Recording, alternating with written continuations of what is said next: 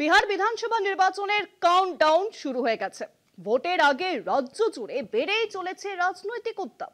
একদিকে এনডিএ জোট, অন্যদিকে মহাগঠবন্ধন।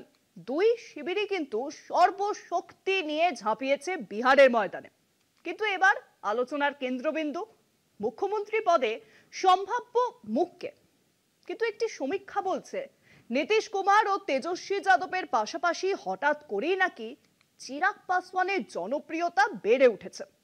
এনডিএর ভেতরে চিরাগের এই উত্থান আর তার জন্য এলজেপি জেডিইউর নতুন সমীকরণ কি বিহার ভোটে বড় প্রভাব ফেলবে? প্রায় এসেই গেল বিহার বিধানসভা নির্বাচন।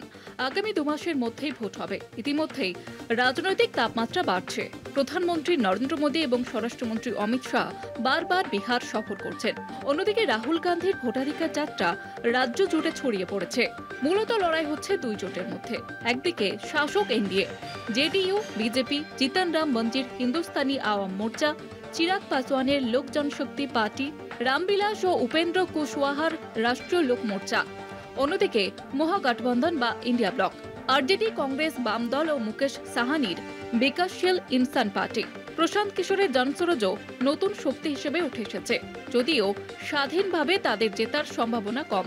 পিপলস পালসের সমীক্ষায় দেখা গিয়েছে এনডিএ এখনও সামান্য এগিয়ে। মুখ্যমন্ত্রী পদের দৌড়ে তেজস্বী যাদব 29.8% সমর্থন পেয়েছেন। নীতিশ কুমারকে সমর্থন করেছেন 28% ভোটার, বিশেষত মহিলারা ও কর্মী সম্প্রদায়। আশ্চর্যজনকভাবে চিরাগ পাসওয়ানও 18% ভোটারের পছন্দ। প্রশান্ত কিশোর 10% সমর্থন পেয়েছেন। বিজেপির সম্রাট চৌধুরী ও বিজয় সিনহা খুবই কম জনপ্রিয়।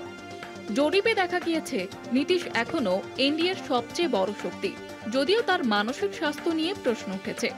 অন্যদিকে চিরাগ তরুণ, দুর্নীতিমুক্ত ও দলিত সমাজভুক্ত নেতা হিসেবে জনপ্রিয়তা বাড়াচ্ছেন।